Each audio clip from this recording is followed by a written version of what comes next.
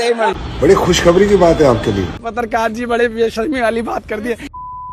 नमस्कार, मैं द सच्ची वॉइस चैनल से चलिए जानते हैं आज भारत की राजनीति की सच्चाई से जुड़ी फटाफट जरूरी खबरों को बहुत कम समय में, जिन्हें सुनकर आपके होश उड़ जाएंगे। लेकिन गोदी मीडिया आपको कभी नहीं दिखाता, तो वीडियो को लाइक करके चैनल को सब्सक्राइब जरूर कर दें। आज की पहली और सबसे बड़ी खबर दोस्तों, अब ये वीडियो देखिए। संसद के अंदर एक महिला सांसद ने प्रधानमंत्री मोदी और शाह के मुंह पर सीधा हमला किया और कहा कि आप जिस हवाई जहाज में घूमते हैं वह किसने बनाया?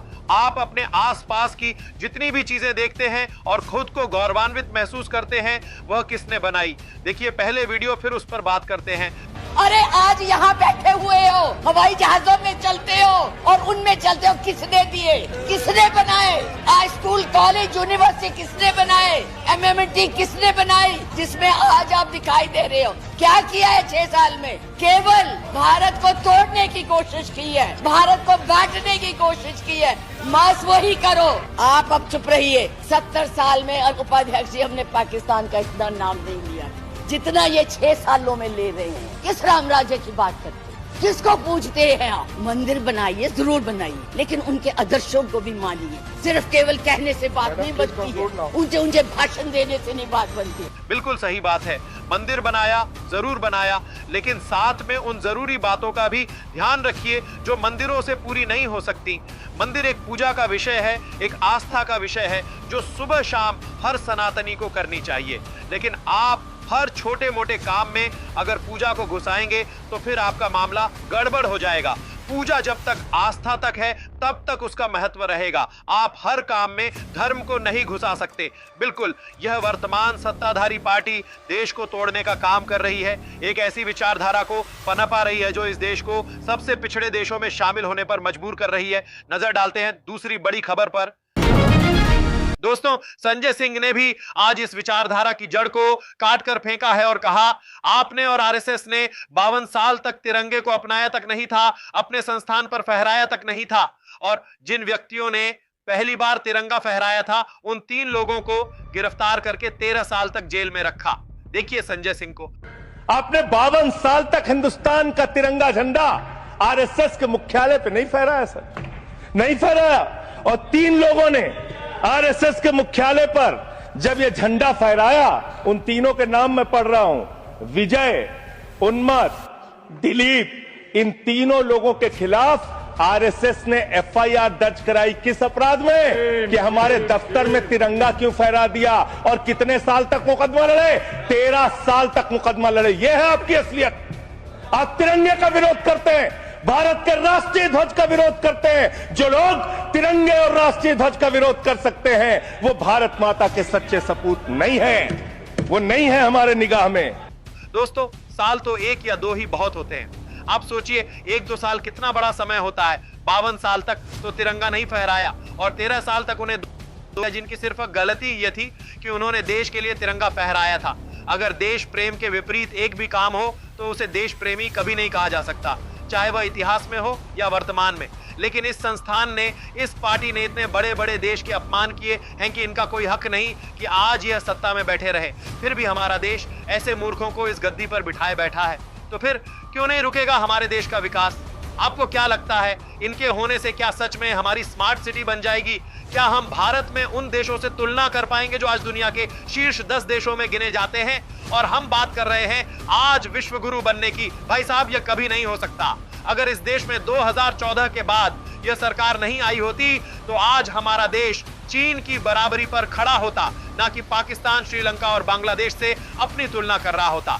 अरे मूर्खों, अरे अंधभक्तों, जागो और देखो कि दुनिया के बाकी देश किस स्तर तक पहुंच चुके हैं और आप किस गर्त में और ज्यादा धंसते जा रहे हो। नजर डालते हैं अगली खबर पर। दोस्तों, इन भाई साहब ने हंसते हंसते उन सभी मूर्खों की बेइज्जती कर दी जो या तो गोदी मीडिया हैं या फिर अंधभक्त हैं। इनको हर बार किसी न किसी तरह एक बहाना मिल जाता है। अगर बात करें गरीबों के घर तोड़ने की तो ये कहते हैं विकास के लिए ये घर तोड़ना जरूरी है। अभी पत्रकार महोदय कह रहे थे कि जो झुग्गियां होती हैं वह अवैध होती हैं, लेकिन इन भाई साहब ने ऐसी परिभाषा दी कि यह पत्रकार महोदय कभी नहीं भूल पाएगा। पहले सुनिए। वेद होती है झुग्गियां? अरे पत्रकार जी बड़े बेशर्मी वाली बात कर दी है। जुग्गिया वेद होती है। जुग्गिया किसे कहते हैं? जो जमुना की जमीन पे बनी हो, रेलवे की जमीन पे बनी हो। अरे पता क्या है, गरीब वेद हो सकता है। आपने करोड़ों की जमीन कौड़ियों के भाव अदानी को दे दी, वो वेद हो गया? अवैध नहीं है वो। लेकिन हमने अपनी छोटी सी जुग्गी बना ली और उसमें अपने बच्चों का पालन पोषण कर लिया, रिक्शा मजदूरी, किसी की गाड़ी पे कपड़ा मार लिया, कहीं गार्ड की नौकरी कर ली, किसी के घर में खाना बना दिया, तो हम अवैध हो गए, हम रोहिंग्या हो गए, हम बांग्लादेशी हो गए? शर्म आनी चाहिए। बिल्कुल सही बात है दोस्तों। ये गरीब लोग अपनी आजीविका चलाने के लिए दिन के 100 रुपए इकट्ठा करके दिन का राशन जुटाने के लिए पूरा दिन मेहनत करते हैं, मजदूरी करते हैं, घर चलते हैं, तैयारी करते हैं। लेकिन अगर फिर पता चले कि उनके घर जो हैं उजाड़ दिए गए या उनकी जो कच्ची झुग्गी है वह तोड़ दी गई, तो सोचिए उन्हें कितना दुख होता होगा। एक बार उनकी जगह खुद को रख कर देखिए। चलो बात उनकी भी ना करें, आप सोचो अडानी को बिहार के अंदर हजारों एकड़ जमीन सिर्फ एक व्यक्ति को दे दी, लेकिन अगर कोई गरीब सिर्फ रात को सोने के लिए किसी जमीन पर अपना छोटा सा आशियाना बना लेता है तो वह उनके लिए अवैध हो जाता है। और मुझे तो शर्म आती है इस पत्रकार पर कि यह पत्रकार किस तरीके से बात कर रहा है, किससे बात कर रहा है। यह उसे समझ जाना चाहिए कि उन्हीं लोगों के बलबूते पर वह चल रहा है। उसकी इतनी भी बुद्धि नहीं, इतनी भी समझ नहीं कि वह किस तरफ से और किस हिसाब से बात कर रहा है। यही सत्ता का दोगला चरित्र है। गरीब का ठिकाना अवैध है, लेकिन अमीरों के लिए नियम तोड़े जाते हैं और हजारों एकड़ सरकारी जमीनें विकास के नाम पर मुफ्त में दे दी जाती है। यह पत्रकारिता नहीं, यह गुलामी है। नजर डालते हैं अगली खबर पर। दोस्तों, अखिलेश यादव ने भी वोट चोरी पर संसद के अंदर राहुल गांधी का पक्ष रखा। बीजेपी के सदस्य बदतमीजी कर रहे थे, लेकिन अखिलेश ने बहुत शालीनता से उन्हें अनपढ़ और अज्ञानी बता दिया। ओम बिरला जी कुछ ना कुछ बोलते रहे, लेकिन मुद्दे की बात अखिलेश यादव ने ही रखी जो सबसे पहले रखी जानी चाहिए थी। क्योंकि जहां गलत होता है वहां आवाज उठनी ही चाहिए और तब वहां कोई भी नहीं रोक सकता, चाहे वह स्पीकर ही क्यों ना हो।